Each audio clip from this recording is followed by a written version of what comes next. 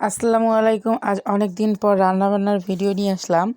এটা হচ্ছে আলু আর বেগুন দিয়ে আমাদের পুকুরের টাটকা মাছের ঝোল, শুধুমাত্র কাঁচা লঙ্কা আর জিরে বাটা দিয়ে। তো চলুন রান্নার ভিডিওটা দেখাই। প্রথমেই ফ্রিজ থেকে মাছগুলো বের করে নিয়ে নুন হলুদ মেখে নিয়েছি। আর আজকে রান্না করব সামান্য মাত্রই 2টা বেগুন আর 2টা আলু দিয়ে। টাটকা টাটকা বেগুন বাট ফ্রিজে ছিল। আর মাছগুলো যেহেতু ম্যারিনেট করে নিয়েছি, এগুলো প্রথমে ভাজতে হবে। তো চলুন মাছগুলো ভাজা যাক, আলু বেগুনগুলো কেটে নেওয়া যাক। তো এখানে আমি মাছগুলো ফার্স্টে ভেজে নিচ্ছি। আর দ্রুত করার জন্য চুলায় আমি মাছ ভাজাগুলো উঠিয়ে দিয়েছি। এখানে আলু আর বেগুনগুলো আমি লম্বা লম্বা করে কেটে নিয়েছি। এভাবে সবজি কাটলে দেখতেও ভালো লাগে।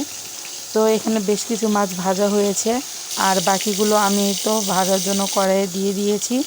মাছ ভাজা আমার কমপ্লিট। এবার আমি রান্নায় চলে যাব।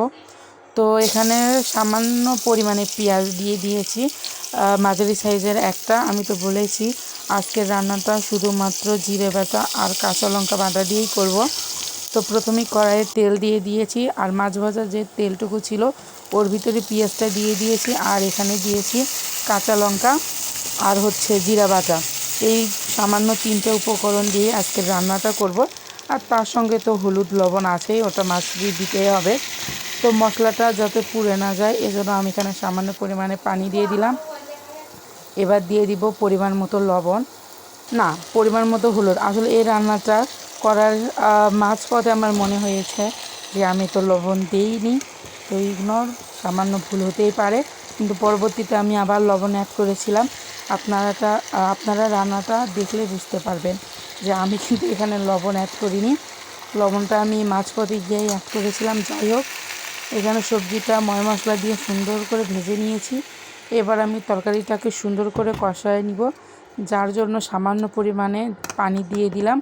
এবার এটা ঢেকে রাখবো সুন্দর করে কষায় নেওয়ার জন্য। তো কথা বলতে বলতে আমার তরকারিটা কষানো হয়ে গিয়েছে, আলুটা 80% সিদ্ধ হয়ে গিয়েছে। এবার আমি যতটুকু ঝোল রাখবো ঠিক ততটুকুই পানি অ্যাড করব। এখানে খুব বেশি পানি দিব না, খুব বেশি ঝোলের তরকারি বেগুন ওটা ভালো লাগে না। তো তরকারিটা ফুটে গেলে এর ভিতর মাছটা অ্যাড করব। তো আমি ছোট ছোট ক্লিপ নিচ্ছিলাম, আসলে 2-1 মিনিটের ভিডিও। আর রান্না করতে তো অনেকটা সময় লাগে, অত বড় দেখানো মানে আপনারাও দেখতে চাইবেন না আর নিজেরও ভালো লাগবে না। তো শর্টকাটেই ভিডিওটা করেছি। এখানে প্রচুর ধোঁয়া উঠতেছিল, যার জন্য কিছু দেখা যাচ্ছিল না।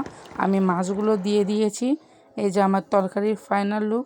শুধুমাত্র জিরা বাটা আর মরিচ বাটা দিয়েও যে এত সুন্দর একটা রান্না হয়, আপনারা না খাইলে বুঝতেই পারবেন না। ভালো লাগলে লাইক কমেন্ট করে দিবেন।